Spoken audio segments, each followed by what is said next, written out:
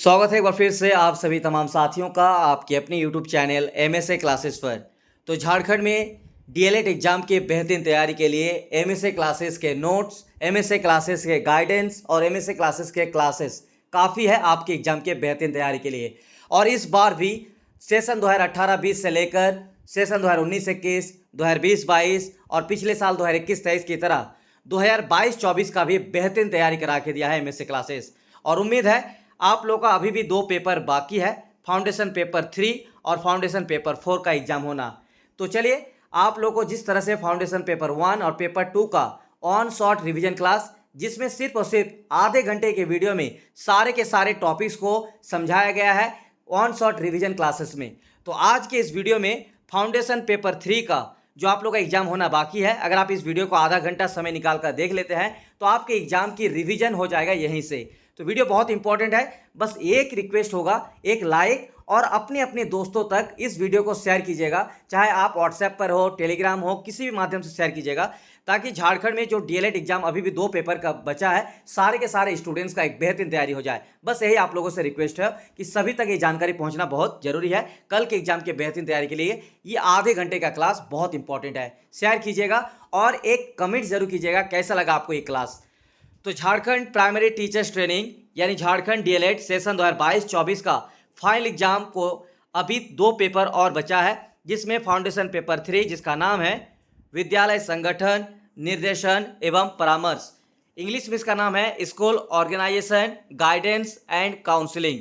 तो इसका complete class देने जा रहा है। चैनल को सब्सक्राइब कर लीजिएगा और अपने अपने दोस्तों तक रिक्वेस्ट है शेयर कीजिएगा, टेलीग्राम, व्हाट्सएप, किसी भी माध्यम से। तो सबसे पहले चलिए आपको एक एक करके हम आप क्लास देने जा रहे हैं on short revision classes.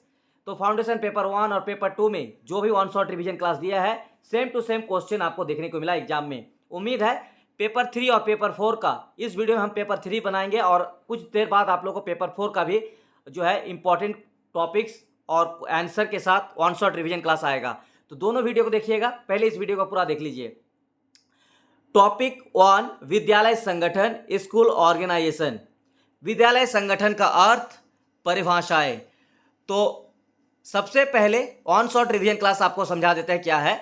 On short revision जैसे कि पेपर 1 और पेपर 2 में दिए थे, आधे घंटे के क्लास में सिर्फ और सिर्फ आपको इंपॉर्टेंट टॉपिक्स बताएंगे और जो हमारे नोट्स में दिया हुआ है वही टॉपिक, और इसके अलावा उसका आपको समझाएंगे कि उस टॉपिक में कॉन्सेप्ट क्या है, उस टॉपिक में क्या आंसर आपको लिखना है, ये चीज़ आपको समझना है, ताकि अगर आपको जिस टॉपिक से भी आंसर आए, आपको इसमें से 3 से 4 पेज आप अपने शब्दों में लिख सके एग्जाम में। तो चलिए शुरू करते हैं, वीडियो को लास्ट तक जरूर देखते रहिएगा। टॉपिक 1, विद्यालय संगठन एंड स्कूल ऑर्गेनाइजेशन। विद्यालय संगठन का अर्थ एवं परिभाषाएं, meaning and definition of school organisation. किसी भी विद्यालय की सफलता के लिए उसका निश्चित रूप से संगठन होना अत्यंत आवश्यक है। किसी भी विद्यालय की स्थापना के लिए स्थान, वातावरण, जल, भवन, फर्नीचर, स्कूल और कर्मचारी आदि आवश्यक है, और अभिष्ट साध्य की प्राप्ति के लिए उनका प्रबंध भी करना होता है। परंतु यदि विद्यालय का संगठन ठीक प्रकार से नहीं किया जाता है तो अब विद्यालय चल ही नहीं सकता। तो देखिए पहला जो टॉपिक है, और ये टॉपिक 1 नंबर और टॉपिक नंबर 2, इससे हर बार मान के चलिए कि ये वीवीआई क्वेश्चन है, ठीक है। टॉपिक नंबर 2 भी आपको दिखाते हैं ये क्वेश्चन, विद्यालय प्रशासन यानी प्रबंधन। ये दोनों टॉपिक कंपलसरी है आपके लिए तैयारी करके जाना, क्योंकि दोनों में से एक क्वेश्चन जरूर देखने को मिलेगा। देखिए विद्यालय संगठन, अगर इसका क्वेश्चन आया आपको तो क्या लिखना है। तो देखिए विद्यालय संगठन मतलब हुआ एक विद्यालय यानी एक जो स्कूल है, वो स्कूल कितनी चीजों से मिलकर बना हुआ है। आप देखेंगे किसी भी स्कूल की अगर आप कल्पना करें या किसी भी स्कूल को आप देखेंगे तो स्कूल में सबसे पहले क्या है कि स्कूल के लिए सबसे पहले चाहिए जमीन यानी भूमि यानी स्थान, दूसरा वहाँ का वातावरण, तीसरा जल की उपलब्धता, जल है या नहीं, चौथा भवन, इसके अलावा स्कूलों में फर्नीचर, बेंच, डेस्क, सारी चीज, इसके अलावा स्कूल के कर्मचारी, ये सारे के सारे कर्मचारी मतलब जैसे टीचर हुआ, प्रिंसिपल हुआ, तो ये सारे जो चीज मिलके बना है यही है विद्यालय संगठन। यानी मान के चलिए कि विद्यालय संगठन क्या है, एक पेड़ है और उस पेड़ में आपका तना, एक पेड़ में क्या क्या होगा, एक तना होगा, फल होगा, फूल होगा, जड़ होगा, तो इतने सारे मिलकर एक पेड़ बनता है। ठीक उसी तरह से सारे के सारे जो चीज़ आपको बताए, ये सारे के सारे चीज़ जैसे स्थान, वातावरण, जमीन, जल, भवन, फर्नीचर, स्कूल के कर्मचारी, स्टाफ, शिक्षक, ये सारे मिलकर क्या बनाता है? एक स्कूल बनाता है और इसी को बोला जाता है स्कूल संगठन। तो इसका हुआ ये डेफिनेशन और इसका अर्थ। बाकी इसको आप लोग पढ़ लीजिएगा, ऑन शॉर्ट क्लासेस में बस आपको टॉपिक समझना है। तो विद्यालय जो संगठन बनती है वो उसकी विशेषता है या नहीं? बिल्कुल है। अगर आप सोचिए कि एक पूरा का पूरा स्कूल बना हुआ है और वहाँ पे एक भी टीचर नहीं है, क्या वो स्कूल संगठन कहेंगे? नहीं कह पाएंगे। पूरा का पूरा जमीन है, सब कुछ है, लेकिन बिल्डिंग ही नहीं है, क्या वो संगठन है? नहीं है। तो विद्यालय संगठन के लिए हर एक चीज़ जरूरी है और इसकी विशेषताएं भी है। क्यों है? तो देखिए, सबसे पहले जो संगठन है, संगठन कार्य कराने के ज्ञान की एक शाखा अथवा अनुशासन है। दूसरा, संगठन मानवीय तथा भौतिक स्रोतों में समन्वय स्थापित करने की प्रक्रिया है। तीसरा, संगठन व्यक्तियों से कार्य कराने की कला है। चौथा, संगठन पर्यावरण को सुरक्षित रखने तथा उसे बनाने का कार्य है। पांचवा, संगठन विकास की प्रक्रिया है। और छठा, संगठन में व्यक्तियों एवं कार्यकर्ताओं को समूह में संगठित रूप से कार्य कराया जाता है। ठीक है, तो ये बाकी यहाँ पे बर्नार्ड जो मनोवैज्ञानिक है, इन्होंने भी 4 विशेषताएं लिखी है। आप इसको पढ़ सकते हैं, या तो आप कोई भी दिक्कत नहीं है, आप इतना भी आंसर लिखिएगा और ये सारे पॉइंट आपको बस क्या करना है, 3 से 4 पेज आंसर लिखना है। लेकिन इतना लिखने से नहीं चलेगा, आपको थोड़ा सा और लिखना है कि विद्यालय संगठन के उद्देश्य को भी आप लोगों को पढ़ के जाना है। तो जो विद्यालय संगठन होते हैं, यानी एक जब स्कूल बनता है तो स्कूल में इतने सारे चीज़ होते हैं, तो उसके कुछ उद्देश्य भी होना चाहिए। ठीक है, अगर गांव में देखिए किसी भी कोई भी एक सरकारी एक रूम बना हुआ है, तो यहाँ वहाँ पे तो हर काम नहीं होता है, चाहे पंचायत भवन हो, तो वहाँ पे तो शिक्षा का काम नहीं होगा। तो स्कूल जो बिल्डिंग होता है उसमें जो इतने सारे चीज़ होते हैं, स्कूल के स्टाफ से लेकर, स्कूल के शिक्षक से लेकर, वहाँ पे जो फर्नीचर होते हैं, स्कूल का जो बिल्डिंग है, इतने सारे चीज़ क्यों होगा? क्योंकि उसका कोई उद्देश्य है। तो देखिए, सबसे पहले क्या क्या उद्देश्य है? तो छात्रों के शारीरिक, मानसिक तथा बौद्धिक विकास के समुचित अवसर प्रदान करने के लिए, यानी उसी के चारों तरफ रहकर एक छात्रों को उनका शारीरिक, उनका मानसिक और बौद्धिक विकास किया जा सके। यह है विद्यालय संगठन का पहला उद्देश्य। इसी तरह से आपको लिखना है सारे पॉइंट को, जैसे ऐसी शिक्षा व्यवस्था करना जिससे बालकों में प्रजातंत्रात्मक मूल्यों की रक्षा के लिए बलिदान एवं प्रेम की भावना हो, जीवन में यथासंभव पूर्णतया उत्पन्न करना हो, समाज के लिए ऐसे योग्य नागरिक तैयार करना जिनसे प्रजातंत्र की रक्षा हो सके, सबको शिक्षा प्राप्त करने का भेदभाव रहित समान अवसर प्रदान करना, स्वशासन की छात्रों को शिक्षा प्रदान करना। इसके अलावा विद्यालय संगठन यानी प्रशासन के कुछ सिद्धांत भी है, जैसे है मानवीय आधार। तो देखिए, मानवीय आधार इसीलिए है कि कोई भी एक विद्यालय संगठन बनता है ना, तो वो आपको सबसे पहली है कि वहाँ पे शिक्षक और छात्रों तो होगा ही होगा। अगर छात्र और शिक्षक ही नहीं है तो स्कूल ही नहीं कहलाएगा। तो सबसे पहले सीधा संबंध है मानव से ही, कि एक स्कूल का जो संगठन है, एक विद्यालय जो संगठन है, उसके कुछ सिद्धांत, पहला सिद्धांत है मानवीय आधार। बिना मानव, और उसके साथ साथ जो बच्चे होंगे उसके पेरेंट्स भी होंगे, तो एक हिसाब से मान के चलिए कि एक तरफ शिक्षक, दूसरी तरफ छात्र और तीसरी तरफ छात्र के अभिभावक, तीनों जुड़ते हैं आपका यहाँ पे मानवीय आधार पर। इसके अलावा पॉइंट नंबर 2, सामूहिक उत्तरदायित्व। विद्यालय व्यवस्था में दूसरी बात यह ध्यान में रखनी आवश्यक है कि विद्यालय समाज की निर्माणशाला है। तो सामूहिक उत्तरदायित्व यानी विद्यालय संगठन जो प्रशासन बनती है, इसका जो सिद्धांत है दूसरा लिखिएगा, सामूहिक उत्तरदायित्व। यानी इसमें छात्र का भी उत्तरदायित्व है, बच्चे के साथ साथ बच्चे के पेरेंट्स का भी और साथ साथ शिक्षक का भी। तो इसीलिए इसको बोलते हैं सामूहिक उत्तरदायित्व। अगला है सहयोग और सहकारिता। चाहे विद्यालय में छात्र हो या फिर शिक्षक हो या फिर अभिभावक हो, तीनों का सहयोग और सहकारिता होनी चाहिए। अगर तीनों में से किसी एक का भी सहयोग नहीं रहेगा, सहकारिता नहीं रहेगा, तो फिर वो विद्यालय संगठन सक्सेसफुल नहीं रह पाएगा। इसके अलावा विचार विनिमय के आधार पर, विचार विनिमय से तात्पर्य है कि प्रबंध की कमी के विषय में प्रधान अध्यापक तथा छात्र आपस में मिलकर विचार विमर्श करें तथा पारस्परिक सहयोग की भावना से उसे ठीक करे। मान लीजिए स्कूल में पढ़ाई नहीं हो रही है, तो उसके लिए क्या करना है? तो स्टूडेंट को भी, टीचर को भी, और वहाँ के जो प्रिंसिपल होंगे, हेडमास्टर होंगे, उनके साथ मिलकर उस पर डिस्कशन करना चाहिए कि कैसे बच्चों को सही से क्लास किया जाए, बच्चों को पढ़ाया जाए। तो ये सब चीज़ों के लिए विचार विनिमय भी बहुत जरूरी है विद्यालय संगठन के लिए। इसके अगला पॉइंट है गतिशीलता और अनुकूलता। गतिशीलता और अनुकूलता का मतलब हुआ कि जो स्कूल खुल गया है या जो स्कूल संगठन बन गया है, उस स्कूल के अंदर गतिशीलता होनी चाहिए, नई नई चीज़ें बच्चों को जानकारी होनी चाहिए और साथ साथ बच्चों के अनुकूल होने चाहिए। वहाँ का माहौल ऐसा ना हो जाए कि बच्चे बच्चे आपस में लड़ रहा है, शिक्षक शिक्षक लड़ रहा है, ऐसा नहीं, बल्कि वो क्या होना चाहिए, शिक्षक और छात्र में एक जो रिश्ता है वो बेहतर रिश्ता बने, छात्र छात्र में एक अच्छा संबंध रहे, ताकि सब कोई मिलजुल के उस स्कूल में रहे और पढ़ सके। इसी को बोलते हैं गतिशीलता और अनुकूलता। अगला है स्पष्टता और सुनिश्चितता। सातवां है प्रत्येक बात को महत्व देना। ठीक है, यानी हर एक पॉइंट को यहाँ पे जो है देखना पड़ेगा कि कोई भी चीज़ यहाँ पर कमी है तो उस कमी को पूरा करना। तो विद्यालय संगठन के ये सब सिद्धांत है। प्रबंध को साध्य नाम मानकर साधन मानना। स्वशासन का अवसर विद्यालय प्रबंध में ये ध्यान रखना चाहिए। भौतिक तत्व का प्रभावशाली ढंग से उपयोग, यानी जितने भी, चाहे लाइब्रेरी हो, भवन हो, खेल का मैदान हो या फिर फर्नीचर हो, ये सारे के सारे चीज़ों का क्या करना है कि उनका सही तरीके से उचित यूज किया जा सके। ठीक है, तो ये रहा।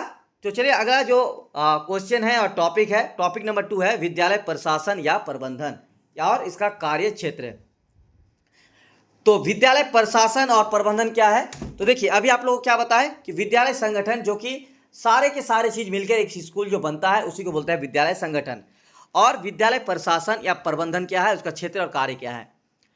तो विद्यालय प्रशासन और प्रबंधन का मतलब यहाँ पे हो गया कि जैसे मान लीजिए एक स्कूल है, ठीक है, उस स्कूल में कौन कौन रहेगा, तो इस स्कूल में रहता है आपका शिक्षक, छात्र और वहाँ पे रहेगा आपका हेडमास्टर या प्रिंसिपल। तो उस विद्यालय को प्रशासनिक तरीके से सही तरीके से काम करना, उसका मैनेजमेंट करना, प्रबंधन करना कितना जरूरी है आप लोग जानते हैं। अगर मान के चलिए किसी स्कूल में कोई हेडमास्टर है और हेडमास्टर सही तरीके से कोई भी काम नहीं करेगा तो क्या वो स्कूल सक्सेसफुल होगा? नहीं हो पाएगा। क्या करना है, प्रशासन में, विद्यालय प्रशासन में एक हेडमास्टर को भी हर तरह से, चारों तरफ से हर चीज़ को देखकर स्कूल में जो भी कमी है कि किसी क्लास में कक्षा हो रही है या नहीं हो रही है, इस सारे देखभाल की जाती है। और स्कूल में कोई प्रोग्राम करना है या किसी चीज़ पर कोई स्कूल का डेवलपमेंट करना है तो कोई बजट बना सके, ठीक है, किसी चीज़ पर खर्चा करना है, तो सारे चीज़ों को प्रशासनिक तौर पर देखते हैं वहाँ के प्रिंसिपल, शिक्षक। तो ये इसी को बोलते हैं सब प्रशासन या फिर प्रबंधन। तो देखिए इसका क्या क्या कार्य है। तो पहला है योजना बनाना।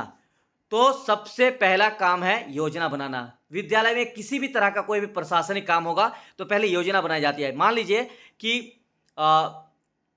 कुछ स्कूल में समस्या है तो उस समस्या का समाधान करना है, तो उसके लिए सबसे पहले प्लानिंग करना होगा कि इस समस्या के लिए हमें क्या करना चाहिए।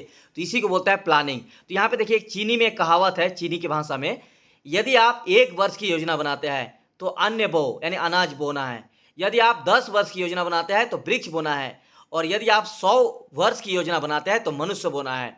क्योंकि मनुष्य ही क्या है जो आने वाले 100 साल में आपको पूरी तरीके से चेंज कर देगा। तो इसीलिए यहाँ पे चीन में एक कहावत भी है। तो सबसे पहले एक विद्यालय को सही तरीके से चलाने के लिए उसके प्रशासन और प्रबंधन का पहला काम है प्लानिंग करना, योजना बनाना। दूसरा है बजट बनाना, यानी बजटिंग। अब ये भी बहुत बड़ा यहाँ पे रोल है। बजट बनाना मतलब हो गया, देखिए कोई भी स्कूल में कोई प्लानिंग हो गया कि अगर ये समस्या है तो इस समस्या का ये समाधान करना है, लेकिन अब उसके लिए कुछ खर्चा भी होना चाहिए। तो जब खर्चा होगा तो उसके लिए पहले हम लोग आइडिया में तो खर्चा नहीं करेगा, उसके लिए पहले एक बजट बनाया जाता है कि किसमें कितना खर्च होगा और उस आधार पर उसका विकास किया जा सके। इसके अलावा है तीसरा, अब जब वो बजट बन गया, जब वो प्लानिंग हो गया, तब उस काम की जिम्मेदारी भी दी जाती है और इसके लिए एक संगठन बनाना चाहिए। इसी को बोलते हैं ऑर्गेनाइजिंग। उसके अलावा यहाँ पे देखिए ऑर्गेनाइजिंग में क्या क्या आएगा, जैसे भौतिक उपकरण होगा, मानवीय अवस्था होगा, ये सारे चीज़ जो है संगठन जो है बनता है। अगला है आदेश प्रदान करना।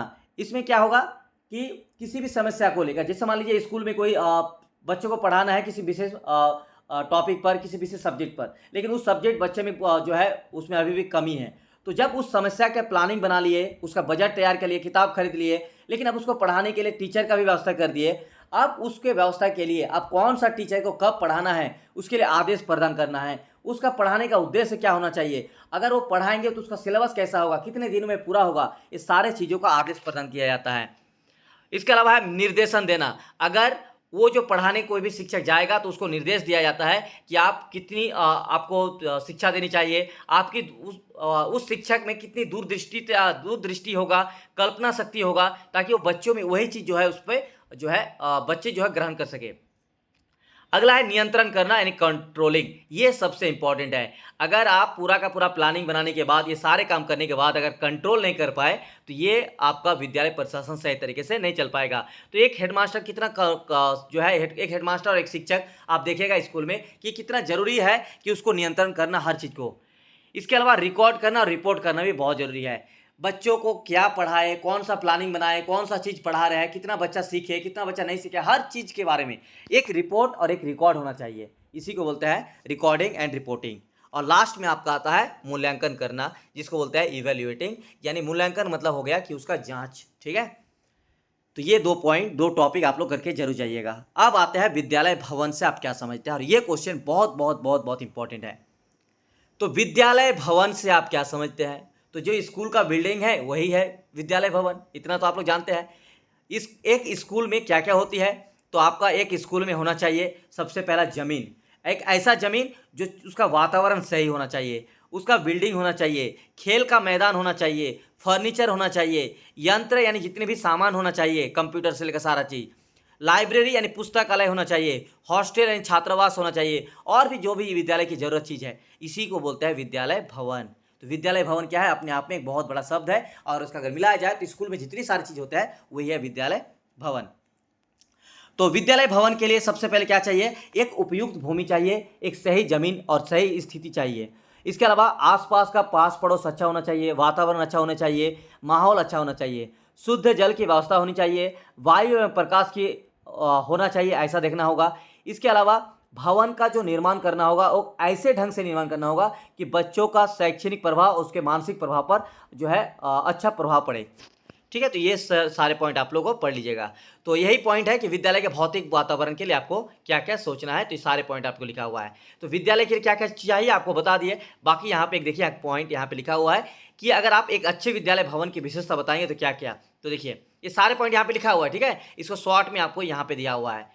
सबसे पहले विद्यालय का पर्याप्त स्थान का होना, यानी जितना स्कूल के लिए जगह होना चाहिए वो जगह होना चाहिए। ठीक है, ऐसा नहीं कि एक कट्ठा या 2 कट्ठा में ज़मीन हो गया, क्योंकि एक स्कूल के लिए आपके पास 500 600 1000 स्टूडेंट हो सकता है, तो उसके लिए उतना बड़ा ज़मीन होना चाहिए, उतना बड़ा बिल्डिंग होना चाहिए, पहला पॉइंट। दूसरा, स्थान का स्वास्थ्य वर्धक वातावरण होना चाहिए। स्वास्थ्य वर्धक वातावरण मतलब होता है सही वातावरण, आसपास का माहौल अच्छा होना चाहिए, वातावरण होना चाहिए, शुद्ध हवा आनी चाहिए, ऐसा। उसके बाद है वैज्ञानिक ढंग से बनावट, यानी स्कूल का बिल्डिंग ऐसा ना हो कि किसी भी तरह से बना दे, घर की तरह। घर की तरह नहीं, विद्यालय कभी नहीं बनता है। विद्यालय के लिए क्या होता है? एक अलग तरह से मॉडल बनता है स्कूल के लिए। उसके बाद है सामर्थ्य तथा उपयोगिता, यानी स्कूल को ऐसे बनाया जा सके, उसका उपयोग किया जा सके, और मैक्सिमम कोशिश किया जाए कि कम से कम लागत लगे, कम से कम पैसा खर्च हो, लेकिन वो आसान हो और लचीला हो। विद्यालय क्षेत्र की सुरक्षा, विद्यालय भवन को दुर्घटनाओं से बचाना। स्कूल आप मान के चलिए शहर के बीचों बीच लगा दिया, हाईवे के किनारे लगा दिए, और हाईवे में आप जानते हैं कितना सारे जो NH नेशनल हाईवे में देख रहे हैं, तो ऐसे जगह में स्कूल खोलना सही नहीं रहेगा। तो विद्यालय ऐसे जगह में होना चाहिए जो दुर्घटना से बचा सके, और विद्यालय भवन की सजावट भी होनी चाहिए। चौथा नंबर टॉपिक, अभिलेख। अभिलेखों की आवश्यकता, अभिलेखों के प्रकार, अभिलेखों के रखरखाव सावधानियाँ। अभिलेख मतलब रिकॉर्ड।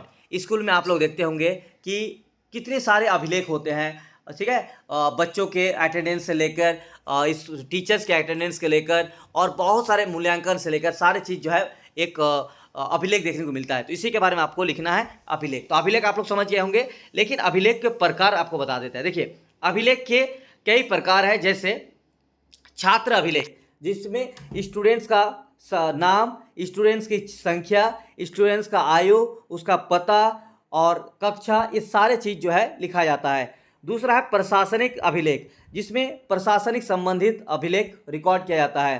तीसरा है शैक्षिक अभिलेख। इसमें होता क्या है? इसमें छात्रों की मासिक प्रगति, कोई भी स्टूडेंट एडमिशन लिया या स्कूल छोड़ दिया, इस तरह से उसके बारे में लिखा रहता है शैक्षिक अभिलेख में। चौथा है वित्त संबंधी अभिलेख। ठीक है, तो वित्त संबंध, देखिए यहाँ पे सिर्फ पॉइंट याद रखिएगा, वित्त संबंधी अभिलेख, शैक्षिक अभिलेख, प्रशासनिक अभिलेख, बाकी चीज़ आपको अपने से लिखना है। वित्त संबंधी अभिलेख का मतलब हुआ कि जिसमें स्कूल में जो फीस होते हैं, जिसमें पैसा का मैटर होगा, वही होगा वित्त अभिलेख। इसके अलावा है सामान्य अभिलेख, जिसमें हर तरह की चीज़ जो बाकी 5-4 चीज़ों में नहीं पाया जाता है, उसमें इसमें लिखा जाता है। अब इसकी आवश्यकता क्या है?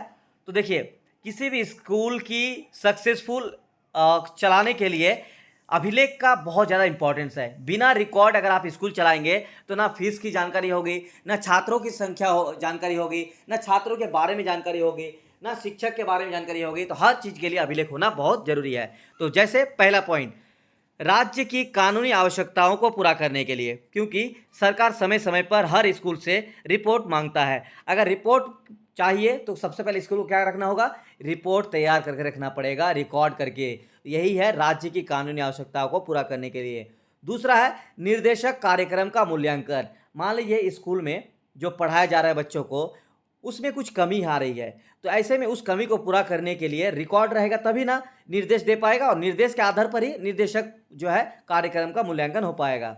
तीसरा, आर्थिक आवश्यकताओं के बजट के बारे में व्याख्या तैयार करना। अगर रिकॉर्ड रहेगा कि मान लीजिए एक महीना में इतना सारा खर्च हुआ इस चीज़ को करने में स्कूल में, तो वह उसी चीज़ को अगले महीने जब करेगा तो एक जो है एक नॉलेज आ जाएगा, एक आइडिया आ जाएगा कि इतना कितना खर्च होगा। तो इसके लिए रिकॉर्ड होना बहुत ज़रूरी है। इसके अलावा है विद्यार्थियों के माता पिता को रिपोर्ट देना। तो स्कूल रिकॉर्ड में रहने से माता पिता अगर कभी जानकारी मांगने आए तो आप उसको जानकारी दे सकते हैं। इसके अलावा शिक्षक एवं विद्यार्थियों की रिपोर्ट और मूल्यांकन, यानी शिक्षक के साथ साथ छात्रों का भी मूल्यांकन रख सकते हैं। अब एक क्वेश्चन आता है कि ये जो अभिलेख है इसका रखरखाव और इसकी जो सावधानी है उसको लिखिए।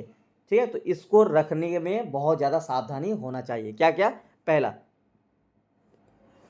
प्रत्येक अभिलेख फाइलों का नंबर सुनिश्चित होना चाहिए। ठीक है, मान लीजिए एक स्कूल में आप कोई भी स्कूल देखिएगा तो उसमें 100 के ऊपर फाइल होगा। अब फाइल को जहाँ तहाँ रख देंगे तो चलेगा नहीं, तो उसके लिए क्या होना चाहिए, फाइलों का नंबर होना चाहिए कि कौन सा फाइल किस नंबर में है, और उस फाइल के ऊपर आपको जो है कुछ स्पष्ट रूप से लिखना चाहिए, जो भी यहाँ पे लिखा हुआ है। देखिए, सभी अभिलेखों को सुरक्षित अलमारी में रखना। इसीलिए देखिएगा जितने भी सरकारी स्कूल होगा, जितने भी बड़े बड़े प्राइवेट स्कूल होगा, वहाँ पर अलमारी जरूर रहेगा, और बहुत ज़्यादा अलमारी रहता है। इसके अलावा प्रत्येक रजिस्टर पर क्रमांक मुख्य पृष्ठ पर सुपाठ्य शब्दों में लिखा होना चाहिए। प्रत्येक अभिलेख रजिस्टरों में पृष्ठ संख्या डाली होनी चाहिए। पृष्ठ संख्या मतलब जितने भी अभिलेख होगा ना, मान लीजिए एक अभिलेख में मान लीजिए 100 पेज है तो 100 पेज तक वहाँ पे लिख देना है।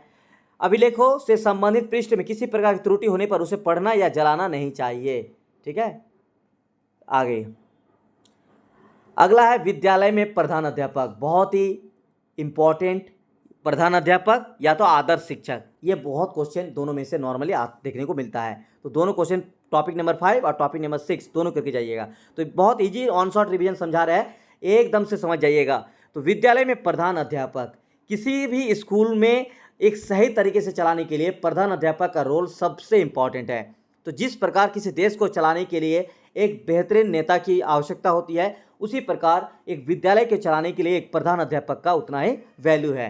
तो क्योंकि स्कूल में छात्र होते हैं, शिक्षक होते हैं, और स्कूल के साथ अभिभावक भी जुड़े रहते हैं, तो तीनों को समन्वय स्थापित करना यही है विद्यालय में प्रधान अध्यापक का काम। तो प्रधान अध्यापक के कुछ गुण होते हैं जो ही आपको इस एग्जाम में लिखना है। जैसे विद्यालय की प्रगति हेतु उचित एवं स्वतंत्र निर्णय लेने की क्षमता, विद्यालय में चारित्रिक भावना को संचालित करने की क्षमता, विषय से संबंधित मौलिकता तथा कठिन कार्य को करने के लिए पहलकदमी, निर्धारित कार्यक्रमों में निष्ठा तथा उनकी सफलता हेतु सक्रिय रूप से कार्य करना। यानी हर एक चीज़ों पर, ठीक है, एक्टिव रूप से हेडमास्टर को ध्यान देना होगा, और जो भी कार्यक्रम होगा, जो भी कोई कठिन समस्या आ गई होगी, सारे के सारे सॉल्यूशन हेडमास्टर अपने तरीके से उसको पहले पूरा करना होगा। इसके अलावा कर्तव्य परायणता, आत्मनियंत्रण, आत्मसंयम, आत्मविश्वासी और आत्म आलोचक होने के गुण भी होना चाहिए। ऐसा नहीं कि तुरंत गुस्सा हो जाना है, ऐसा नहीं है कि जो भी गलत हो रहा है तो गलत होने दीजिए। मतलब हर एक चीज़ों का खुद से ही सोचना है, खुद में ही कर्तव्य बोध करना है। इसके अलावा एक प्रधानाध्यापक का सबसे बेहतर गुण होता है दृढ़ इच्छा वाला। अगर प्रधानाध्यापक दृढ़ इच्छा वाला होगा, हर चीज़ को अपने मन से एक्टिव तरीके से करेगा, तो वो स्कूल को सक्सेस होने में कोई रोक नहीं सकता है। एक अच्छा वक्ता होना चाहिए, और साथ साथ संगठनकर्ता के गुण भी होना चाहिए। विभिन्न वर्ग, व्यक्तियों तथा समूह में सामंजस्य स्थापित करना, क्योंकि एक स्कूल में शिक्षक, छात्र और अभिभावक तीनों जुड़े होते हैं। विद्यालय को समाज के निकट लाने की क्षमता, शिक्षा मनोविज्ञान, शिक्षा सिद्धांत तथा शैक्षिक विधियों को, यहाँ पे ज्ञाता होगा, ठीक है, जाता कर दिया गया है, टाइपिंग ज्ञाता, निरीक्षण एवं पर्यवेक्षण करने संबंधी बातों का सामान्य ज्ञान होना, किसी प्रकरण को सुलझाने अथवा प्रस्तावों या कार्य एवं कार्यक्रमों को संचालित करने में बगैर किसी भय के निर्णय ले सकने में दक्ष होना, आशावादी तथा दूसरों को प्रेरित कर सकने की क्षमता, अनुशासन एवं कार्यकारी क्षमता एवं नेतृत्व शक्ति, ये सारे प्रधानाध्यापक के गुण। अब अगर आपका कार्य आ जाए तो कार्य में देखिए, पहला प्रशासकीय कार्य, यानी जितने भी प्रशासनिक कार्य है वो सारे काम कौन देखता है, तो प्रधानाध्यापक देखता है। इसके अलावा पाठ्यक्रम संबंधी जो कार्य का संचालन होता है वो भी प्रधान अध्यापक की उपस्थिति में और उसी के आधार पर होते हैं। इसके अलावा अध्यापन कार्य, एक प्रधान अध्यापक को प्रशासनिक कार्य भी करना चाहिए, साथ साथ एक अध्यापक यानी किसी क्लास में कक्षा भी लेना चाहिए। क्यों? क्योंकि सबसे पहले जो है एक प्रधान अध्यापक सबसे पहले एक शिक्षक ही होते हैं। इसके अलावा नियोजन कार्य, किसी भी चीज़ को नियोजन करना, प्लानिंग बनाना, इसका भी वो काम करते हैं। चौथा है निरीक्षण कार्य, एक प्रधान अध्यापक के ऊपर बहुत सारी जिम्मेदारी होती है और संपूर्ण स्कूल का निरीक्षण करना, खेलकूद से लेकर लाइब्रेरी में क्या कमी है, कंप्यूटर रूम में क्या कमी है, कक्षा में शिक्षक है या नहीं, ये सारी चीज़ों का निरीक्षण करना। अनुशासनात्मक कार्य, सामाजिक उत्तरदायित्व भी है, क्योंकि आपको क्या बताएं कि एक स्कूल में छात्रों शिक्षक के अलावा पेरेंट्स भी जुड़े होते हैं, तो उनके प्रति एक उत्तरदायित्व भी होते हैं प्रधानाध्यापक का। इसके अलावा संपर्क संबंधी कार्य, यानी शिक्षक के साथ, छात्र के साथ और अभिभावक के साथ, तीनों के साथ संपर्क संबंधी कार्य भी करना चाहिए। ये सारे पॉइंट आप लोग याद रखिएगा। उसके अलावा टॉपिक नंबर 6 है आदर्श शिक्षक यानी आइडियल टीचर। आइडियल टीचर में क्या आपको करना है, चलिए बताते हैं। देखिए ऑन शॉट रिवीजन में आपको समझा देते हैं आदर्श शिक्षक। एक आइडियल टीचर, आप मान लीजिए खुद एक आपको आइडियल टीचर बनना है, तो आपके अंदर कौन कौन सा क्वालिटी होगा, बस इस पॉइंट को याद रखिएगा तो आप आंसर लिख सकते हैं। फिर भी चलिए यहाँ पे क्लास आपको देते हैं। जिस प्रकार एक प्रधान अध्यापक एक नेता के साथ साथ शिक्षक होते हैं, ठीक उसी प्रकार शिक्षक होने के साथ साथ नेता भी है। विद्यालय नेतृत्व में शिक्षक का महत्वपूर्ण स्थान है। इस आधार पर यह कथन भी सत्य है कि किसी समाज या विद्यालय का विकास अच्छे शिक्षकों पर निर्भर करता है। अच्छा शिक्षक ही संस्कृति का आधार है, किसी देश और उसके बच्चों का भविष्य निर्माता है और उसे ईश्वर से उच्च माना गया है। इसीलिए एक मुहावरा भी है गुरु गोविंद वाले, तो वो वाला आप लोग लिखिएगा। तो इस तरह से पहले इसका मीनिंग लिखिएगा। अब आते हैं आदर्श शिक्षक के क्या क्या गुण। सबसे पहले प्रभावशाली व्यक्तित्व और उत्तम स्वास्थ्य। अगर एक शिक्षक प्रभावशाली व्यक्तित्व रखता है, पर्सनालिटी रखता है और उसका बेहतर स्वास्थ्य रहेगा, तो वो ज़्यादा प्रभाव छोड़ता है बच्चों पर भी, स्कूल में भी और पेरेंट्स को भी जो है यहाँ पे प्रभाव पड़ता है। दूसरा है चरित्रवान एवं संवेगात्मक संतुलन। एक शिक्षक को ना सबसे पहले एक चरित्रवान शिक्षक होना बहुत जरूरी है, क्योंकि शिक्षक के ऊपर ही सारे के सारे जिम्मेदारी होती है, उत्तरदायित्व होता है। उसे एक ऐसा कोई भी काम नहीं करना चाहिए कि उस पर कलंक लग जाए। तो शिक्षक, जैसे आप लोग भी शिक्षक बनने के लिए ही डीएलएड कोर्स कर रहे हैं, तो आपके अंदर ये जो है चरित्रवान का गुण सबसे इम्पॉर्टेंट है, ये होना। इसके अलावा है दृढ़ संकल्प, नेतृत्व क्षमता और सामाजिक गुण। यानी एक शिक्षक को ऐसा होना चाहिए कि उसके अंदर पूरा का पूरा दृढ़ शक्ति होना चाहिए कि हाँ, ये हम बच्चों को पढ़ाएंगे तो पढ़ाएंगे, ऐसे पढ़ाएंगे तो इस तरह से बच्चे सीखेंगे, इस तरह का उसके अंदर दृढ़ संकल्पता होनी चाहिए और नेतृत्व क्षमता होनी चाहिए। और सबसे इम्पॉर्टेंट है निष्पक्षता। कोई भी शिक्षक किसी भी क्लास में पढ़ा रहा है तो सिर्फ 4-5 बच्चों को पढ़ाएगा, ऐसा नहीं। पूरे के पूरे, अगर 100 बच्चा है तो 100 बच्चा को देखना, अगर 30 बच्चा है तो 30 बच्चा को, अगर 50 बच्चा है तो 50 बच्चा, सारे के सारे बच्चों को एक नज़र में निष्पक्ष, सहानुभूति और मैत्रीपूर्ण यानी फ्रेंडली तरीके से बच्चों के साथ रहना है।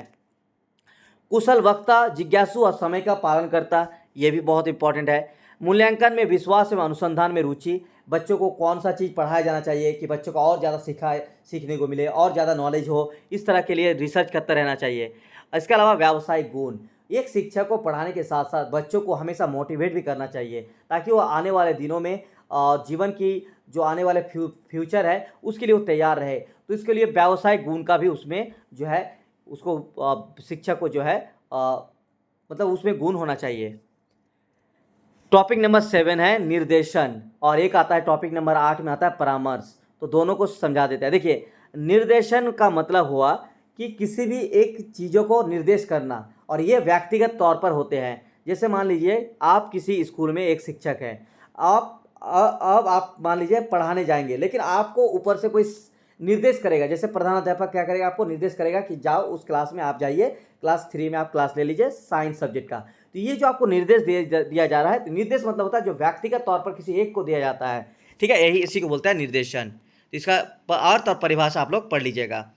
निर्देशन के प्रकार है, पहला है व्यक्तिगत निर्देशन, जिसमें व्यक्तिगत निर्देशन में होता क्या है कि इसमें किसी एक व्यक्ति को किसी चीज़ पर, जैसे स्वास्थ्य संबंधित किसी की समस्या हो जाती है, कोई संवेगात्मक समाधान, जैसे मान लीजिए किसी को कोई प्रॉब्लम हो गया, अब उसके पास किसी सॉल्यूशन के लिए जाएगा तो उसको निर्देश कराइए वहाँ पे उस डॉक्टर के पास जाओ, तुम्हारा इलाज अच्छा हो जाएगा, उस स्कूल में अपने बेटा को पढ़ाओ तो जो है स्कूल में अच्छा पढ़ाई होता है। तो इसको बोलता है निर्देशन, जो कि व्यक्तिगत तौर पर जब किसी को एक आदमी दिया जाता है। इसके अलावा आता है शैक्षिक निर्देशन। शैक्षिक निर्देशन होता है जिस निर्देशन में शिक्षा से जुड़े हुए हो, जैसे आपको बताया ना कि किसी स्कूल के कार्य में जब निर्देश दी जाती है कि कैसे पढ़ाया जाना चाहिए, कैसे उसको बच्चों को सही शिक्षा देनी चाहिए, इस तरह का जब निर्देशन दी जाती है तो इसको बोलते हैं शैक्षिक निर्देशन। और एक आता है आपका व्यावसायिक निर्देशन। व्यावसायिक निर्देशन मतलब होता है जिस निर्देशन में व्यवसाय से संबंधित बातें हो, ठीक है, फ्यूचर में जो व्यवसाय जो पैसा कुछ कमा सके, ऐसा अगर निर्देशन, उसको होता है व्यावसायिक निर्देशन। निर्देशन का महत्व और आवश्यकता है, ठीक है, क्योंकि निर्देशन ही क्या हो, किसी भी कठिनाई को दूर कर सकता है और निर्देशन से ही किसी भी चीज़ को जो है कमी है उसको पूरा किया जा सकता है। तो ये सारे पॉइंट आप लोग पढ़िएगा। अगला है परामर्श। तो ऑन शॉर्ट रिवीजन में परामर्श समझा देता है कि परामर्श आखिर है क्या। तो देखिए, परामर्श जो हो गया ना, ये आपका किसी एक महत्वपूर्ण मुद्दे पर जब आप किसी के पास जाएंगे तो आपको बहुत सारे चीज़ आपको बताएंगे, फिर हो सकता है कि आप उसको माने भी या नहीं भी माने, तो ये इसी को बोलते हैं परामर्श। तो परामर्श शब्द अंग्रेजी के काउंसलिंग शब्द का हिंदी रूपांतरण है जो लैटिन के काउंसिलम से बना है और इसका अर्थ है सलाह लेना या परामर्श लेना, इसी को बोलते हैं परामर्श। तो परामर्श एक ऐसी प्रक्रिया है जिसमें परामर्श प्रार्थी अपने से अधिक अनुभवी, देखिए परामर्श आप किससे लीजिएगा, आप परामर्श अगर आप किसी समस्या पर है, अगर आपको किसी के बारे में जानकारी होना चाहिए, अगर आप किसी कॉलेज में एडमिशन लेना है तो आप किसके पास जाइएगा, जिसके पास ऑलरेडी अनुभव होगा, जिसके पास आपको ज़्यादा, आप देखेंगे कि उसके पास ज़्यादा नॉलेज होगा, उसी के पास आप जाएंगे।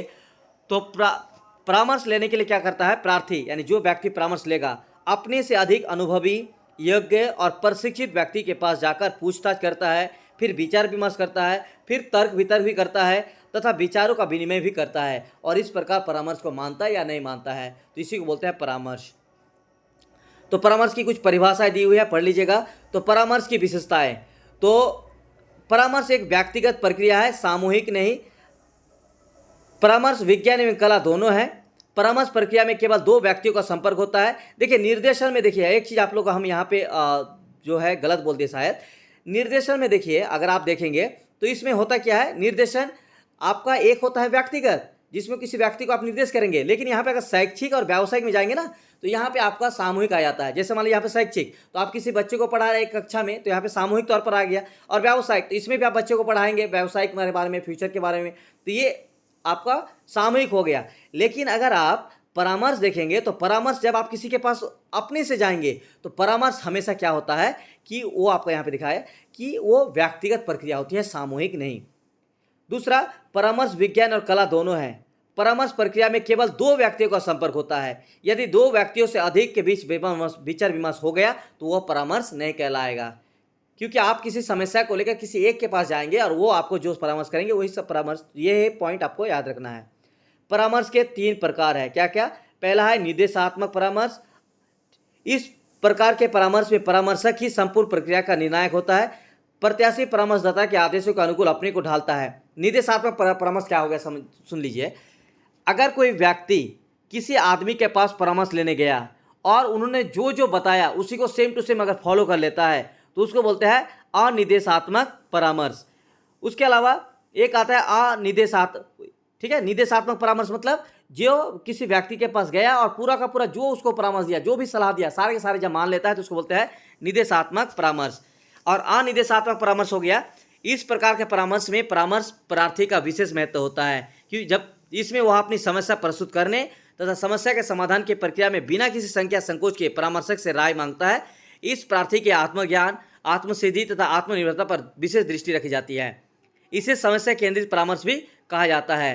देखिए इसमें क्या है अनिर्देशात्मक में कि कोई अगर किसी समस्या में कोई व्यक्ति है तो वो परामर्श लेने जाएगा और परामर्श भी दे दिया जाएगा जिसके पास जाएगा, लेकिन वो माने या ना माने, वो अपनी बुद्धि से अगर वो फॉलो करे तो उसको बोलते हैं अनिर्देशात्मक। यानी परामर्श तो ले लिया लेकिन खुद भी सोचेगा कि ये सही रहेगा कि या गलत रहेगा। लेकिन जो पूरी तरीके से मान लेता है उसको निर्देशात्मक, जो पूरी तरीके से नहीं माने उसको अनिर्देशात्मक। और इसमें है समन्वित परामर्श। इसमें परामर्शक ना अति सक्रिय रहता ना अति उदासीन रहता है, उसकी भूमिका अत्यंत मधुर और मुलायम होती है। समन्वित परामर्श में निर्देशात्मक से अनिर्देशात्मक बढ़ते हैं। तो इसको आप लोग लिख लीजिएगा, तीनों पॉइंट। अगला है बहुत इंपॉर्टेंट, समय सारणी यानी टाइम टेबल। ठीक है, आधे घंटे की वीडियो आपको समझाना है तो थोड़ा टाइम लगेगा। तो देखिए, समय सारणी यानी टाइम टेबल, स्कूल में जो रूटीन बनता है तो उस रूटीन का कितना वैल्यू है, क्योंकि बिना रूटीन अगर आप स्कूल चलाएंगे या स्कूल में आप पढ़ाएंगे तो आप सक्सेसफुल स्कूल नहीं चला पाएंगे। तो यही है समय सारणी के बारे में, तो इसका इंपॉर्टेंस आप लोग पढ़ना है। तो देखिए, समय सारणी के 3 प्रकार है, शिक्षक के अनुसार, कक्षा के अनुसार और विषय के अनुसार। इस प्रकार से टाइम टेबल बनाया जाता है। समय सारणी का उद्देश्य आप लोग बता दिए कि इसको क्या किया जाता है कि पूरे के पूरे एक शेड्यूल बना दी जाती है उसको सही टाइम पर सही समय पर कंप्लीट करने के लिए। बाकी यहाँ पे इंपॉर्टेंट पॉइंट है, इसको आपको पढ़ना है। लेकिन ये क्वेश्चन आपको पूछा जाता है, मैक्सिमम देखा गया है कि एक अच्छे समय सारणी का निर्माण करते समय अग्रलिखित सावधानी पर ध्यान देना चाहिए। यानी कौन कौन से ऐसे सावधानी है कि एक टाइम टेबल बनाने के लिए, रूटीन बनाने के लिए स्कूल में, ठीक है, सब टाइम टेबल जिसको बोलते हैं रूटीन यानी समय सारणी, क्या क्या जरूरी है। तो समय सारणी सरल और स्पष्ट हो। समय सारणी पे इस प्रकार की व्यवस्था हो कि छात्रों को प्रत्येक घंटा में एक कक्षा से दूसरी कक्षा में नहीं जाना पड़े। समय सारणी इस प्रकार की हो कि जिसमें अध्यापक तथा छात्रों के मध्य किसी प्रकार का संघर्ष ना हो। इसके अलावा समय सारणी अत्यधिक जटिल ना हो, उसमें लचीलापन भी हो। समय सारणी निर्माण में ग्रामीण आवश्यकताओं को भी ध्यान में रखा जाए। जहाँ पे ग्रामीण स्कूलों में, जहाँ पे ग्रामीण जगह पे अगर स्कूल होगा तो ग्रामीण सारणी के निर्माण में इस बात को भी ध्यान रखा जाए कि छात्र और अध्यापक में अधिक संपर्क की संभावना हो। अगला टॉपिक है टॉपिक नंबर 10, पुस्तकालय यानी लाइब्रेरी के बारे में। तो पुस्तकालय अंग्रेजी शब्द लाइब्रेरी का हिंदी रूपांतरण है। लाइब्रेरी शब्द लैटिन भाषा के लाइब्रेरी यानी हाउस ऑफ बुक से बना है। कई देशों में लाइब्रेरी के स्थान पर बायोलॉथिक शब्द का प्रयोग प्रचलन में है। तो लाइब्रेरी, किसी भी स्कूल में लाइब्रेरी होते हैं, पुस्तकालय होते हैं, तो उसके बारे में आप लोग पढ़ लीजिएगा। तो ये ऐसा टॉपिक है जो अगर आप नहीं भी पढ़ेंगे तो आपके अंदर कोई ना कोई नॉलेज जरूर होगा, क्योंकि आप लोग 2 साल डीएलएड करके जो है एग्जाम दे रहे हैं। तो इसके बारे में आप लोग को यहाँ पे देखिए मेन मेन इंपॉर्टेंट पॉइंट है, वो सब याद रखिएगा। एक पुस्तकालय के क्या क्या उद्देश्य होना चाहिए, क्या होना चाहिए उद्देश्य। बालकों में पढ़ने एवं स्वाध्याय की आदतों का निर्माण करना, बालकों को अपने विद्यालय अध्ययन की पूर्ति के लिए पाठ्य पुस्तकों के अलावा अन्य पुस्तकों, पत्रिकाओं आदि का उपयोग करने के लिए तैयार करना, बालकों में विभिन्न रूपों का विकास करना तथा उनमें बौद्धिक कार्य करने का साहस उत्पन्न करना, बालकों में साधन संपन्नता, जिज्ञासा प्रवृत्ति को प्रोत्साहित एवं व्यक्तिगत खोज कर गुणों के विकास करना। इसके अलावा बालकों में शब्दकोश, संदर्भ पुस्तकों आदि का उचित प्रयोग करने की कुशलता का विकास करना एवं सामान्य ज्ञान में वृद्धि करना, बालकों में सहयोगी दृष्टिकोण विकसित करना तथा अपने नागरिक दायित्वों को समझने के योग्य बनाना, शिक्षकों के विषय ज्ञान और सामान्य ज्ञान की पूर्ति वृद्धि करना।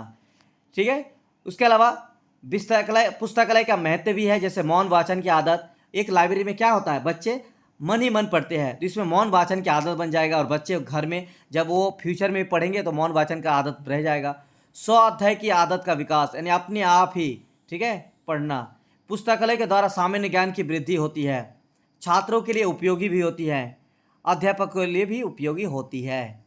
टॉपिक नंबर 11, टॉपिक नंबर 12, ठीक है, ये सारे जो है ना, देखिए यहाँ पे 12, इसमें क्या होगा, एक क्वेश्चन आता है कि शिक्षा के बारे में, कि जैसे बालिका शिक्षा हुआ और जैसे मान लीजिए कि पिछड़े वर्ग की शिक्षा हुआ, जो विकलांग यानी जिसको निःशक्त बोलते हैं, निःशक्त शिक्षा की समस्या, और साथ साथ उसकी समस्या समाधान के बारे में। तो ये टॉपिक आपके ऊपर चढ़े क्योंकि लंबा टॉपिक हो गया, बस आपको इसमें वन शॉट रिवीजन में समझा देते हैं। देखिए, बालिका शिक्षा भारत में, अगर आप भारतवर्ष में देखेंगे तो जितने भी भारत में राज्य है, 1-2 राज्य को छोड़कर, जैसे केरल वगैरह को छोड़कर, क्योंकि वो बहुत ज़्यादा उच्च शिक्षा वाले हैं, वहाँ पे शिक्षा का रेट भी बहुत ज़्यादा है, लेकिन ज़्यादातर आप देखेंगे कि बालिका शिक्षा बहुत हद तक सुधार हुआ है। लेकिन अभी भी बहुत सारे गांव में, बहुत सारे समाज में बालिकाओं को शिक्षा प्रदान करने के लिए बहुत समस्या का समाधान करना पड़ रहा है। तो इसके लिए क्या क्या समस्या है सब आप लोग देख सकते हैं, ये सारे आप लोग को लिखना है, ठीक है, और इसका समाधान भी यहाँ पे दिया हुआ है। इसके अलावा निःशक्त या विकलांग बालकों की शिक्षा, यानी ऐसे बालक जो निःशक्त है या विकलांग है, ऐसे बच्चों को सही से शिक्षा देना चाहिए, इसी के बारे में यहाँ पे पॉइंट दिया हुआ है। और एक जैसे आपको यहाँ पे दिए अनुसूचित जाति और अनुसूचित जनजाति की शिक्षा समस्या समाधान, तो तीनों क्वेश्चन ना एक मतलब तीनों में से एक क्वेश्चन आपको देखने को मिल सकता है, तो इसको आप लोगों को पढ़ने के लिए दिए और ये आप लोग पढ़ लीजिएगा, क्योंकि ये ऐसा पॉइंट है जो आप पढ़ सकते हैं आराम से। टॉपिक नंबर 14, शिक्षा का सार्वभौमिकरण यानी सार्वजनिकरण। फाउंडेशन पेपर 1 में इसका कंप्लीट क्लास दिया हुआ है, शिक्षा का सार्वभौमिकरण सार्वजनिकरण। और आप लोगों को बता दें फाउंडेशन पेपर 1 में शायद मेरे ख्याल से इस बार सेशन 2022-24 में एक क्वेश्चन भी आया हुआ है, तो इसको आप लोग पढ़ लीजिएगा, शिक्षा का सार्वभौमिकरण सार्वजनिकरण, या फिर फाउंडेशन पेपर 1 का वीडियो देख लीजिए, उसमें क्लास दिया हुआ है। ठीक है, तो देखिए आधा घंटा आप लोग बोले, लेकिन थोड़ा सा लंबा हो गया, कोई बात नहीं, बस ये 1 शॉर्ट रिवीजन क्लास देना था। अगला है यहाँ पे पंचायती राज व्यवस्था, इसको भी ये बहुत इंपॉर्टेंट है, ठीक है, इसको करके जाइएगा। पंचायती राज व्यवस्था में क्या लिखिएगा, देखिए आपको बता देता है। पंचायती जो राज व्यवस्था है ना, ये ग्राम स्तर पर जो सरकार होती है उसके लिए है। जितना राज्य स्तर पर राज्य को अधिकार है, उतना ही ग्राम स्तर पर ग्राम पंचायत को अधिकार है। और ये 73वां संविधान संशोधन के जरिए स्थानीय स्तर पर, ठीक है, शासन का विभाजन किया गया, जिसमें शहरों में शहर का सरकार और गांव में ग्राम की सरकार, इसको बोलते हैं पंचायती राज। और इसकी सारे पॉइंट यहाँ पे लिखा हुआ है। ठीक, तो ये पॉइंट नंबर 16, शिक्षक की भूमिका। हाँ, ये पॉइंट इंपॉर्टेंट है, सामाजिक परिवर्तन शिक्षा, इसको पढ़ लीजिएगा ये पॉइंट। चलिए, तो चलिए आधा घंटे से ज़्यादा टाइम ले लिया, लेकिन कोई बात नहीं है। और बाकी यहाँ पे इंपॉर्टेंट शॉर्ट नोट्स है, आप लोग इसको पढ़िएगा थोड़ा थोड़ा करके। इसमें 8 नंबर क्वेश्चन में अगर आपको 7 में से 5 क्वेश्चन आ गया तो इसको देखने नहीं है। अगर आपको 7 में से 5 क्वेश्चन नहीं हो रहा है तो 8 नंबर वाला क्वेश्चन 2 क्वेश्चन आपको बनाना होगा शॉर्ट में, तो लिखिएगा इसको।